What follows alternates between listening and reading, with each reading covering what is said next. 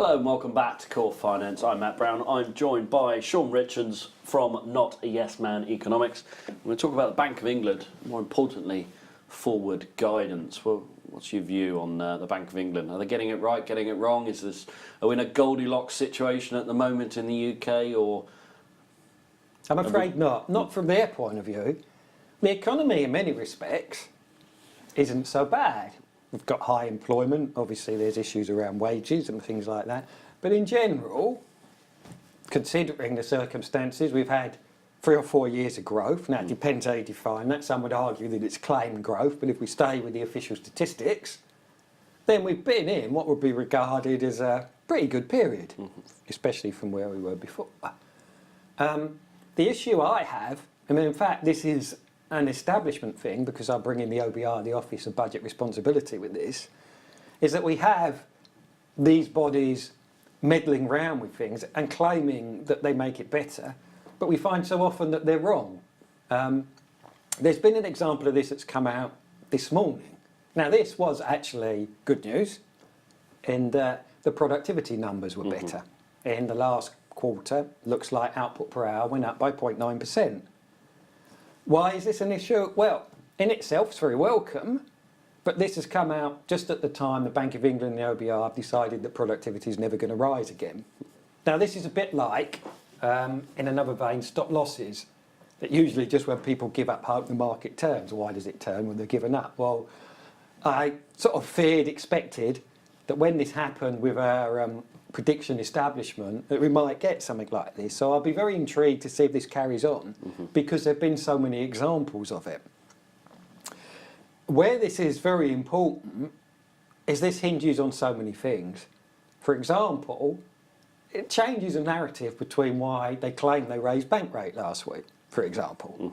This, in terms of next week, if we look forwards to the budget, and then you have the OBR trying to predict things 5 or 10 years in advance, or a change in productivity growth has an enormous difference over that time period as to how do you think the UK economy might perform.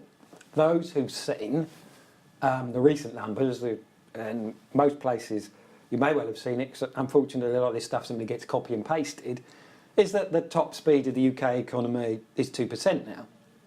Well, this, in essence, is based on the productivity assumptions that, if this morning's data is right, are completely wrong. They couldn't have been wrong much more quickly, really, because it takes time for numbers to come out. So where would that put the growth speed if that number is well, wrong? If we carried on like that, 3-4%, I don't think that's particularly likely.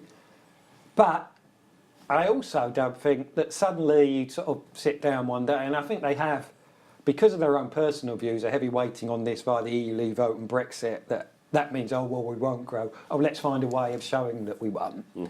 Which we don't know will be true at all. We just simply don't know that.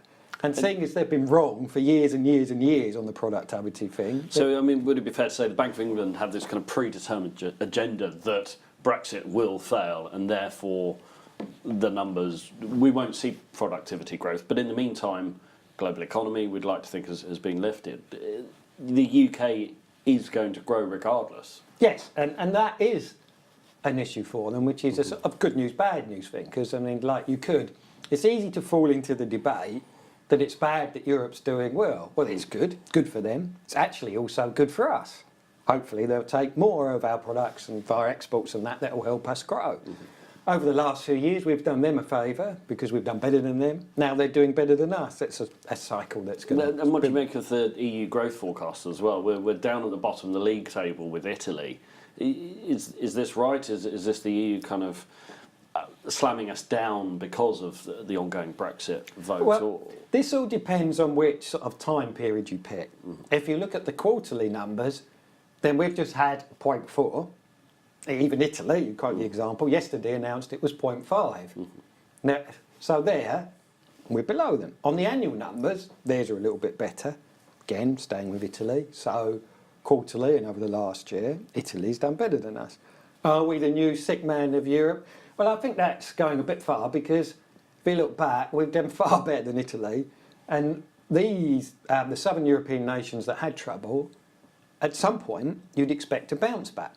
Now, here's something where you need to be very careful, specifically about Italy, because it's something I follow a lot, because I like the country. that has had, for the past 20 years or so, the Euro era, somehow the average economic growth turned out to be 1% a year.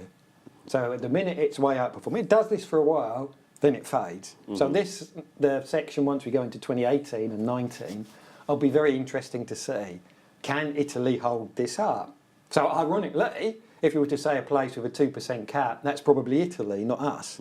And we'll see how all those sort of things play out. Look at, say, Germany. That's doing really well.